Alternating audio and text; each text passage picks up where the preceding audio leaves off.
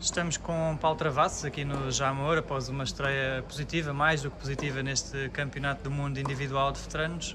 Paulo, depois da competição por equipas, uma entrada, eu diria, perfeita, aqui nesta segunda semana, primeiras sensações, primeiras palavras sobre este arranque.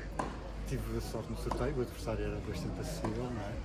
Deu para treinar um bocadinho, soltar-me, ganhar um bocadinho de ritmo, ambientar-me aqui um bocadinho ao torneio, que é um torneio completamente diferente, não tem nada a ver com o anterior. O anterior nós estávamos a lutar por uma posição por equipas, representar Portugal, não é? Aqui também represento Portugal, mas também sou Paulo Travassos na sua essência. Mas correu bem, vamos ver o próximo.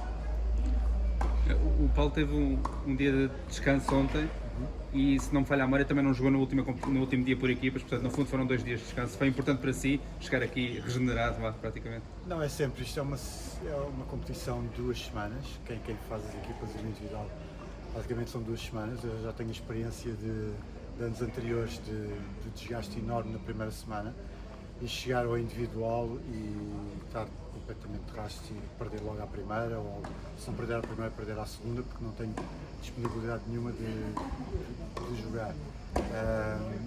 Neste caso, como estávamos a disputar o 11º e 12º lugar, e havia jogadores que não jogaram tanto como eu, dei-lhes essa possibilidade de eles jogarem. Acho que a Federação não leva a mal de ficarmos em 12º em vez de ficarmos em 11º. Pronto, e juntei um bocadinho o útil ao agradável, consegui descontrair, relaxar, descansar, e eles tiveram mais uma hipótese de experiência internacional, que acho que é importantíssimo. Portanto, pressuponho que as expectativas estejam relativamente elevadas, pelo menos aprendeu com os erros do passado. O que é que espera para esta competição individual? Sim, agora o próximo adversário é um alemão, salvo erro. Os alemães normalmente têm uma boa escola, assim como os franceses. Não sei, é uma incógnita. Não faço nenhuma ideia como é que eu jogo. Eu ganho o primeiro jogo. Se tiver a sorte de ganhar, em princípio vou apanhar quem ganhar do brasileiro, cabeceira número 1, e um italiano que fez parte da seleção italiana agora, que foi vice-campeão do mundo. Portanto, vai ser um jogo de qualquer um deles. Chegar lá, depois chegar, se por acaso tiver sorte de passar, o quadro abre-se ligeiramente. Não quer dizer que se abre totalmente, mas abre-se um bocadinho. Mas traçou algum objetivo? O meu objetivo é ganhar o Mundial. Ok. Até porque já tem essa experiência de quase conseguir aqui há 4 anos com o João nos Pares, portanto acredito que isso também faça com que a vontade seja grande. Sim, quase com o João, fui vice-campeão há 4 anos. O ano passado fui campeão, ganhei os mistos. Portanto, já sei o que é ser campeão, mas em simulado é sempre diferente, muito mais duro, um torneio muito maior, mais desgastante, nível mais alto, tem muito pouco a ver com os pares e os pares mistos. A maior parte dos jogadores que nós falamos querem testar-se, divertir-se. O Paulo vem mesmo com o objetivo de ganhar. Isso, como é que encara mentalmente? É fácil de gerir uma semana destas? É o primeiro ano que eu encaro dessa maneira. Se bem que os outros anos eu nunca jogo para perder, jogo sempre para ganhar. Claro. Não é? Por bom que seja o adversário, vou tentar sempre fazer qualquer coisa, sempre ganhar. Já em 2019 perdi no terceiro set com o cabeça de série número 3, salvo erro, o francês que foi à final, perdeu na final. Tive as minhas hipóteses, eu só não consegui fazer mais porque a minha cabeça não estava formatada para um terceiro set, estava formatada para um super tie-break, e é o que se passa aqui em Portugal, não é? Que os nossos torneios acabam só no super tie-break. Eu ainda estive a ganhar 2-1 no terceiro set e a partir daí levei 6-2, desliguei completamente. Não sei se desliguei mentalmente ou fisicamente, acho que as coisas estão aliadas uma com a outra, mas o switch fez. Este ano estou preparado, tenho preparado fisicamente, tenho tido o apoio de um preparador físico, que me anda a fazer o aquecimento, recuperações e treino físico. Portanto, desculpa não tenho, quer dizer, e por aí as perspectivas abrem-se. Já estive a medir o pulso aos adversários, tanto no europeu como agora nas equipas. Há adversários muito fortes, mas eu estou lá. Nas equipas ganhei 2 adversários fortíssimos, tanto o espanhol como o italiano são o topo, e foi no terceiro set. Portanto, quer dizer que a preparação física está a dar algum resultado. Nós temos aproveitado estas conversas também para conhecer quem está desse lado. Muitos dos jogadores com que vamos falando chegaram ao ténis relativamente tarde, começaram a jogar Nunca tiveram treinos. O Paulo profissionalmente está ligado ao ténis, claro que sim, já lá vamos, mas como é que foram os primeiros passos no ténis? Quando é que foi? Onde é que foi? Como é que surgiu o Foi no ténis? ténis Estoril antigo, ao pé do Casino de Estoril, que era o pavilhão dos congressos, aos 8 anos. Comecei a ter aulas com o professor Gueza Toró, que é um símbolo do Clube Ténis Estoril, e uma pessoa, apesar de já não estar tanto, nós é uma pessoa muito querida, e que é, digamos, a mentalidade a seguir, que é da parte de esforço, de dedicação, de empenho em representar o Clube Ténis Estoril e representar o Conselho. Nunca deixei de jogar ténis, com exceção de quando fui para a tropa e me lesionei. Encontrei uma hérnia discal numa prova de patrulha na tropa e passei uns aninhos aflitos, digamos, com dores nas costas e com operações. Foi por isso que eu não pude seguir a carreira de tenista profissional, mas nunca deixei de jogar. Tive um interregno de competição para aí 10 anos, entre os 35 e os 45, em que estive a trabalhar no Clube Sétimo em Lisboa e as obrigações profissionais não me deixavam competir e tinha uma vida profissional muito ativa e não consegui competir. Quando decidi competir, e o João Freitas foi um bocadinho impulsionador dessa situação, me chamou um bocadinho para competirmos nos pares e comecei a ganhar o gosto outra vez e a partir daí nunca mais deixei. Portanto, há 15 anos que ando a competir ininterruptamente, ganhando algumas provas, bastantes provas até, mas com bastante esforço, sabe, do pelo, porque aliado a dar aulas não é fácil e dar aulas de competição é completamente antagónico, a coisa não dá. Portanto, o chip que eu tenho para dar aulas e para treinar com os meus alunos é completamente diferente do chip que eu tenho para estar aqui. Tenho que meter o chip de professor e o chip de jogador, digamos, e às vezes demora-se tempo. Por exemplo, hoje o meu preparador físico estava a dar nas orelhas porque eu saí do modo killer, né, para o modo professor praticamente assim do nada.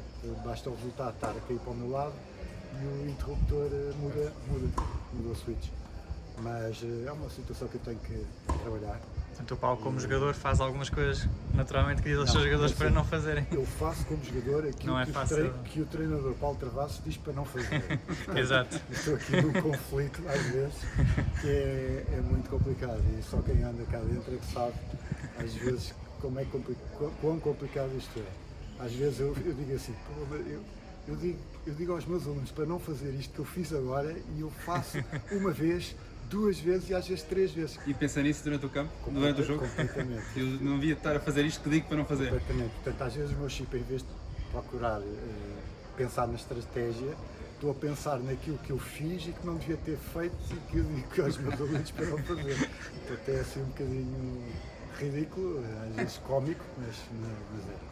Já teve casos de alunos a ver os jogos e pensar isso a dobrar? Já, e digo assim, olha Paulo, nunca mais me digas para eu fazer isto porque tu também não o fazes. Portanto, nunca mais me des na cabeça porque é assim. É diga-se o que eu digo, não faz, como é que é a expressão do faz o que eu digo, mas não faz o que eu faço, não é? É um bocado isso. Exatamente. O Paulo está no Clube Ténis do Estoril já há alguns anos, se não estou em erro, acaba por ser um completar de um ciclo. Se começou a jogar no Estoril e agora está Sim, eu tive a treinos no Estoril. Estive no Estoril muito cedo, foi lá que eu comecei a minha carreira até como treinador, a ajudar o Gueza Toroca a dar os treinos. Ainda no Clube Ténis Antigo. Depois estive como diretor técnico uns anos mais tarde também lá. Passei a estrutura toda do Clube Ténis Antigo para o Clube Ténis Novo, fui eu que fiz essa passagem.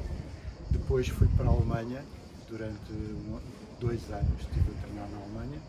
Depois vindo da Alemanha, tive projetos de competição com o Jaime Caldeira, com o Luís Damasceno, projetos mesmo de pura competição a acompanhar miúdos para torneios. Estive com a Federica Piedade durante 2 anos, quando ela era cadete, fui campeão nacional com ela. Depois fui para o projeto Clube Sétimo, estive lá 17 anos, foi quase uma vida. Depois saí do Clube Sétimo, tive 3, 4 anos de freelancer, até que ingressei outra vez no Ténis Estoril e até hoje estou como diretor técnico. E ainda viaja de quando em quando com os jogadores, já deixou essa... Isso já deixei. Tem saudades? Não tem? Isso também não tenho implicaria saudades. com a vida de jogador, não é? Não tenho saudades. Não tenho saudades. É uma responsabilidade grande, acrescida. É preciso alguma dinâmica, muita paciência, muita paciência. E eu já não tenho, sinceramente, essa paciência. Eu, às vezes já não tenho a paciência para mim próprio, quanto mais para um grupo de 4 ou 5 crianças. E é complicado gerir pais, gerir expectativas, gerir muita coisa. Eu neste momento coordeno na escola, ainda tenho que gerir algumas expectativas dos pais, principalmente, muito menos dos miúdos, que os miúdos não têm culpa nenhuma, que às vezes que os pais que têm, não é? E às vezes os pais querem ser campeões e obrigam os miúdos a serem campeões por eles, basicamente é isto. E com que grupos etários é que trabalha? Um pouco tudo ou está neste momento focado em... Neste momento foco mais em aulas particulares, digamos, em todos os níveis, todas as faixas etárias, e ajuda um bocadinho na competição. Faço um bocadinho de sparring partner, muitas vezes vou ao campo fazer sparring partner, dou dicas aos miúdos, digo o que é que eles têm que fazer, o que é que não têm que fazer, partilho um bocadinho as experiências da competição e um bocadinho das ansiedades, um bocadinho o que é que se passa antes do jogo, depois do jogo, a expectativa, as conversas que tenho que ter com os pais em casa e igualmente em relação aos pais também um bocadinho. Mas não tenho grupos de treino, digamos, eu entro nos grupos que já estão a treinar. Okay. E esses grupos têm que idade, mais ou menos? São sub-14, sub-12, mais todas essas faixas etárias. Eu não sei se o Paulo tem esta ideia, pelo menos eu tenho muitas vezes que não se dá o devido valor a treinadores de iniciação ou de jovens, porque se calhar os próprios treinadores querem estar na competição, mas qual é o valor que esses treinadores deviam ter e não têm, e qual é o valor que têm no fundo? Assim, eu na minha escola eu dou tanta importância a um treinador de mini-ténis ou mais do que propriamente a um treinador de competição. Normalmente os treinadores de competição já apanham um jogador feito e não devem praticamente, digamos, apurar erros, nem corrigir muitos erros.